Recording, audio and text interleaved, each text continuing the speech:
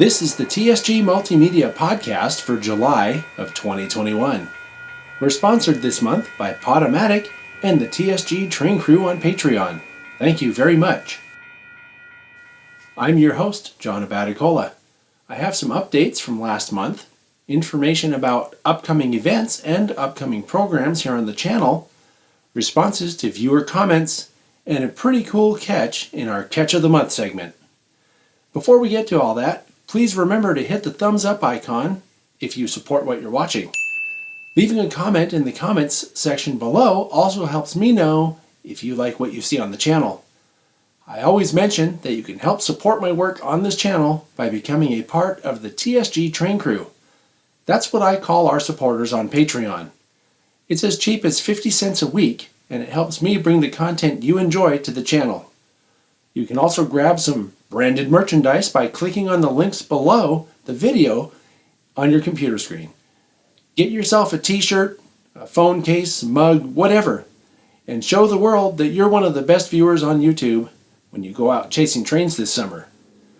So let's talk about what happened since I last came to you with a podcast. On June 5th, we went to record a layout tour at Chuck Araftik's Boston and Albany HO scale layout. This is a really well done layout set during the transition era with some awesome scenery, not only countryside scenery, but also some very impressive urban scenes. This layout tour is already available to NMRA convention goers as part of the layout tours for the convention that starts next week. It's also available completely ad-free in stunning 4K ultra-high definition for members of the TSG Train Crew as part of the perks they get for supporting my work.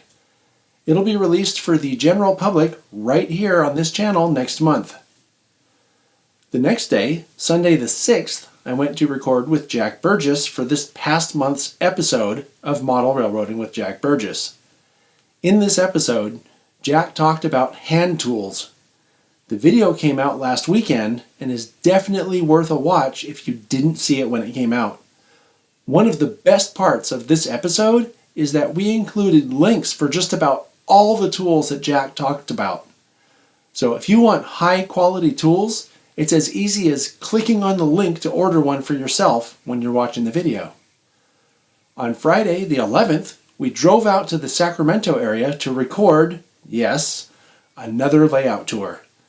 This was another HO scale layout, and it depicted Southern Pacific over Donner Pass. It's in a large, separate building that was constructed with the layout in mind. And what a treat. This is another layout that's being previewed by convention goers and also by the TSG Train Crew. The difference is that the Train Crew gets to see it with no ads and also in 4K ultra-high definition. The next day, Saturday the 12th, we got to hang out around Sacramento with Mike Roquet. You might remember Mike from the last episode of TSG Live Model Railroading. He gave us that awesome clinic on understanding railroad signals. We went out to his club, the Sacramento Model Railroad Historical Society, to take a look at some of the changes that have been taking place at their two layouts. They have an HO scale standard gauge layout and an HON3 layout in an adjacent room. While we were there, I got to meet Jim Atkins, who was nice enough to talk on camera about the project they have going on restoring an operating CTC machine. Let's go to that now. I'm Jim Atkins with the Sacramento Model Railroad Historical Society, and we are restoring the Western Pacific's third subdivision machine to operate the layout. We're well along with getting everything completed. We have all the switches installed with our own numbering system. Everything is going to work like the prototype when we're done. Right now we're at the wiring stage. Since we have everything installed, right now we're plug coupling. Every switch and every light will have its own plug. Each column in the machine will have its own cable, which will go upstairs to an interface panel with the CMRI, Chubb's We're using Chubb's Model Railroad interface, and it's run by the Java Model Railroad interface. So the machine will actually be dual control when we're done. We'll be able to run it either off the computer as pure JMRI, or be able to run it with the levers and lights on the actual Union Switches machine. So that's where we are at this stage. We have the model boards. We have mock-ups of the model boards made, so that I know where to put all the switches and the appropriate numbers and do all the wiring. So that's where we are at this point.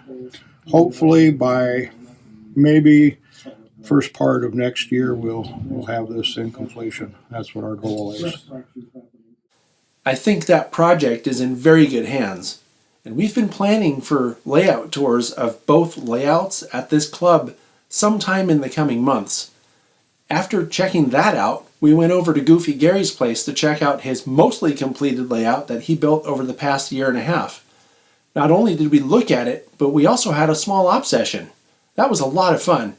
I got to run one of those new Rapido SW1200s, in SP livery of course, running a switch job in a small industrial area of the layout. It got me thinking about finally getting off my own butt and doing something like that in N-scale. I even downloaded a track planning program and played around with it.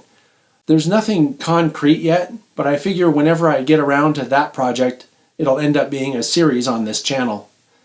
So the next day, on Sunday, we headed back toward home, but not before stopping off in Elk Grove to shoot, you guessed it, another layout tour. This one is really unusual for a few reasons. It was built by a guy named Steve Rediker. I first met Steve online during the Sugar Pine Centennial. That was the PCR's convention back in April. Steve has a very personal connection to the Hetch Hetchy Railroad that motivated him to build this unusual layout that uses battery-powered locomotives on dead rail and depicts the Hetch Hetchy as well as part of the Sierra Railroad back in the early 20th century. It was built not in a layout room, but in Steve's man cave. So as such, he displays all kinds of other things he's interested in. And did I mention, this layout is in black and white? I'm not kidding. He modeled the whole thing in black and white. I won't give it away with any spoilers here now, but I will say that this layout tour won't be on the channel probably until sometime in the fall, but TSG Train Crew members will get a sneak peek of it as soon as I have it edited. That has to be one of the coolest and most unusual layouts I've ever seen. And the modeling is really good too. Steve used foam board and a combination of printed textures and actual black and white photo backdrops to create his scenes. I can't wait to edit that one just so I can see the layout again. So super shout out to Mike and Jess for hosting us that weekend. It was a great time and really appreciate the chance to stay with you guys. Over the course of the next 5 days, we recorded all the MC parts for the NMRA convention here at the TSG Intergalactic Headquarters. That was a lot of fun because it meant I got to hang out with some cool friends and laugh quite a bit. I'm thinking of saving all the outtakes from that week to compile a blooper reel. Some of it was pretty funny. On the 16th, I went live with Michelle Kempema for our monthly live call-in show. Michelle invited Chris Palmieri, and I missed most of the first hour due to a problem with my internet connection, but my understanding is that Chris is making high-end freight cars with custom logos for modelers who have their own railroads on their Proto-Lance layouts. I think it's a great idea. We also talked to our mutual friend, Walker Emery, who seems to be slowly getting back into model railroading. So welcome back, Walker. It was nice talking to you. On June 20th, we live streamed a TSG Live Crew Lounge episode that was all about the convention. It included key organizers from the planning and tech committees to talk about what's in store for the convention. On that note, I want to mention something about the convention. I've spent the last 2 months working very hard with other volunteers to make sure that all the recorded media is ready to go and the behind-the-scenes stuff that has to happen will all be in place so that the convention can be presented as smoothly as possible. Our top secret producer here has also been coordinating all the convention volunteers for that week. So there will be plenty of opportunity for attendees to have the social experience that we all go in person to conventions for. The convention starts on July 6th, and that's this coming Tuesday.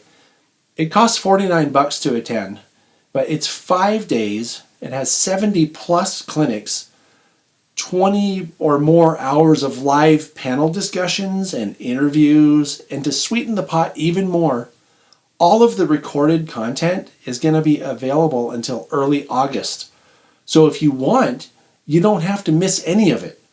I have to say that's an outrageous bargain because at a live convention, you have to pick and choose what you're going to miss, and it's impossible to see everything because you can't be in two places at one time, and none of it's ever recorded. I've heard people complain about the fact that you have to pay to attend, but I have to tell you, as the guy who put all the clinics together and therefore got to see most of them, the content is worth every penny, and it costs less than the price of a model. So you could spend $50 on the convention, or you could spend $50 on a boxcar. And I promise you that the ideas and information from the clinics at the convention alone will make you a far better modeler than the boxcar could ever hope to. So if you're on the fence about going, go register now and attend the convention. You'll be glad you did. The website is pcrnmra.org/NMRA 2021. So on the 24th, I was the guest on James Wright's face-to-face live stream. We talked about all kinds of stuff for about an hour and a half, from rail fanning to video production to YouTube and more. You can catch that on replay on James's YouTube channel, JLWII2000. So thanks a lot for having me on, James. I had a lot of fun talking to you. Last Saturday, I went to the SBHRS for the first time since the pandemic started, and it was really nice to get to hang out for a while there and see people I haven't talked to in person for so long. There's also been a lot of work done at the depot, including lots of nice new lighting in the layout room, a bunch of layout improvements, and the whole building got a new roof as well. On the way home, I stopped by at Silicon Valley Lines to drop off a model that I had borrowed from my friend James Brassel a couple of months ago. He had 2 more models for me to do product spotlights on, so I picked those up at the same time. So thanks, James. I don't get to buy a lot of models for spotlights, and your contributions add, I think, some great content for the channel on very relevant models. They happen to have been having an op session where half of the operators were on site and the other half were operating remotely. And I think it's really cool that they're continuing to do this at Silicon Valley Lines so that they can include people from other places in the sessions. Another friend, Jeff Rose, was there sporting his TSG Train Crew shirt and repping, right, in style. So thanks for that, Jeff. There's no doubt that the off-site operators and YouTube viewers caught a glimpse of that shirt many times over the course of the session. So again, thanks, Jeff. So that brings us up to today. I'm working on so much stuff lately, I don't even know what day it is, but that's okay. It means we're returning to some level of normalcy that we really haven't seen in a long time. And so I'm okay with that. I want to tell you about a couple upcoming events for July, but first, let's take a look at some of the comments from last month.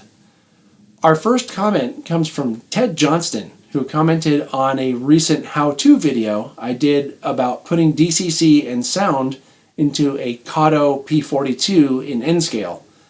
He says, and I quote, "Thanks, John, very informative. You give me a bit of courage to have a go at mine."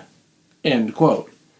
Ted, this is exactly the kind of comment that makes doing these videos even more rewarding, and you're most welcome. That was my intention. If I get even one person to try something different, it was worth it. And I really hope that you'll let us know how your project turns out. Here's a good one. On the other how-to video where I added the DCC to the other P42, HMFIC 429 says, "Nice. Wish we could have heard the engine sounds a little more, not saying that there was too many bells and whistles, laugh out loud." And then in parentheses he says, "Hey John, what do you think about using N-scale decoders for certain HO models?" So the answer to this second part of that question is, I would encourage anyone who's thinking about using N-scale decoders in HO scale models to check the voltage draw on the motor first. I'm guessing that most modern N-scale decoders will work with most modern HO scale models as long as the motor isn't drawing too much current.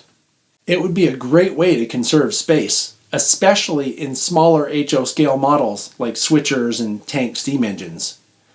And finally, the last comment I'll talk about was posted to the TSG Live Model Railroading episode I mentioned earlier when Mike Roquet did the clinic on signals. Kiwi BJG said, "Absolutely brilliant, Mike. I am signaling my Santa Fe layout at the moment and have read everything I could get my hands on. However, despite being an electrical engineer, there were a number of questions I had and you nailed every single one of them. Definitely the best 2 hours I've ever watched on YouTube. Thank you so much. Oh, and you too, John." It's nice to be thought of. But to this, I say that all the thanks could really go straight to Mike for sharing his knowledge with us here on the channel. I've said, even in this podcast a minute ago, that clinic is one of the best clinics I've ever seen, and I wasn't kidding. So thanks again for sharing, Mike. I want to take a second to remind you again this month that a lot of the tourist railroads are starting to open up now that COVID vaccine is becoming more widely administered. These organizations were hit extraordinarily hard by the pandemic and lost more than a whole year of revenue. And they had no choice in the matter. But we can all help them recover by riding as often as possible. And if you can't go ride, most of these places will be happy to accept donations. Speaking of heritage railways, I got some information about a special event being held at Railtown 1897 in Jamestown, California.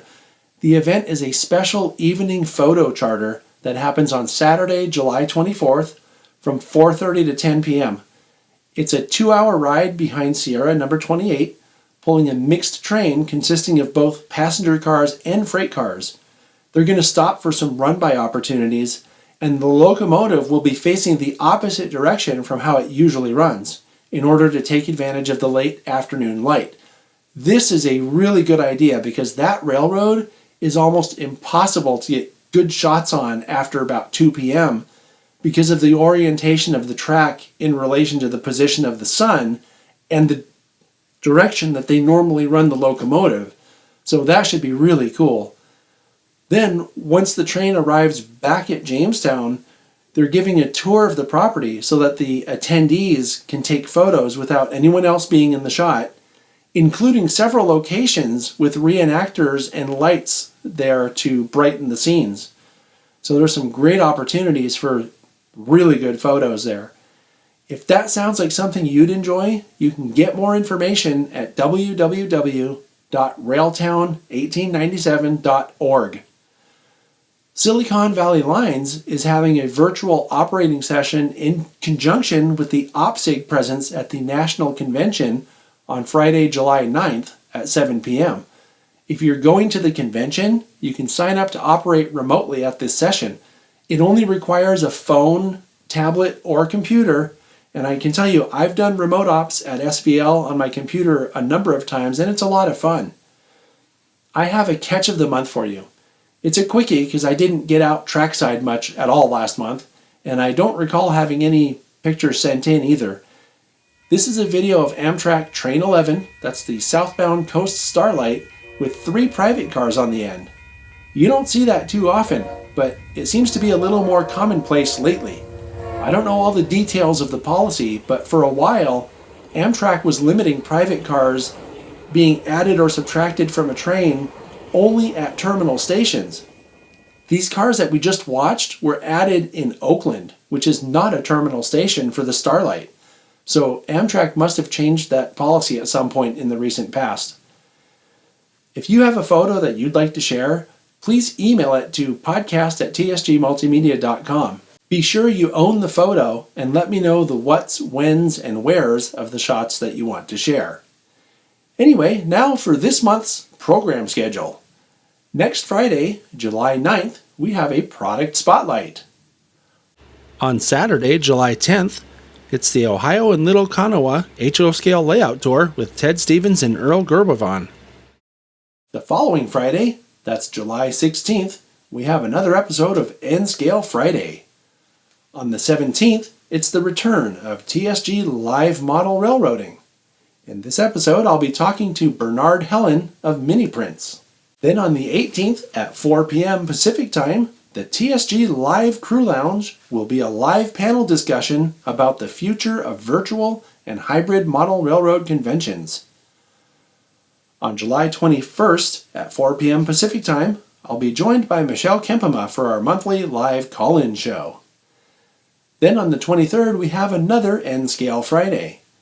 The following day, July 24th, I'll have a special product spotlight just for you. On Friday the 30th, it's N-Scale Friday once again. And finally, on the 31st, that's right, we have 5 Saturdays this month, it's the next episode of Model Trains Galore. That should be fun since we haven't done one of those in quite some time now. I'd like to take a second to thank you all for your continued support. I also like to acknowledge the Patreon supporters for helping to keep things going around here. You see their names during every podcast, and this time is no exception. Extra special thanks to all of you on the train crew. I couldn't do it without you. Thanks for watching, and I'll see you next time.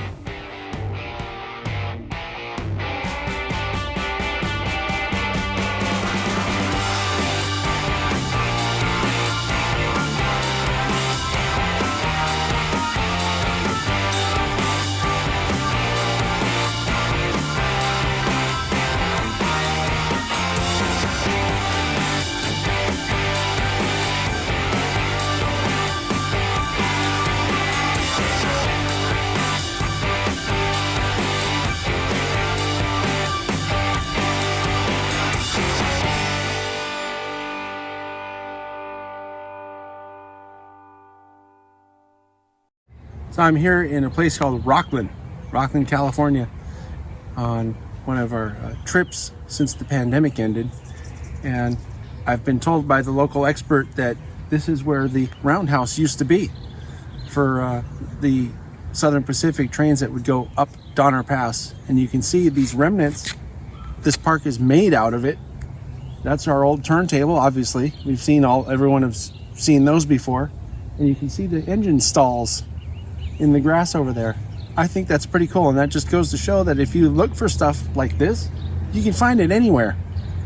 So go out in your neighborhood and see what you can find. So I have a little update reading a plaque that I just found here. Apparently this facility was built not by the Southern Pacific, which is what I originally thought, but by the Central Pacific. So before the Southern Pacific took over. So that's pretty cool. It says here, in 1863. So this area was built as the roundhouse for the Central Pacific in the same year that the Santa Clara Depot was built, where I go volunteer at the SBHRS. It's pretty old, but the SBHRS Depot is still there, and it's almost in its original form. Pretty cool.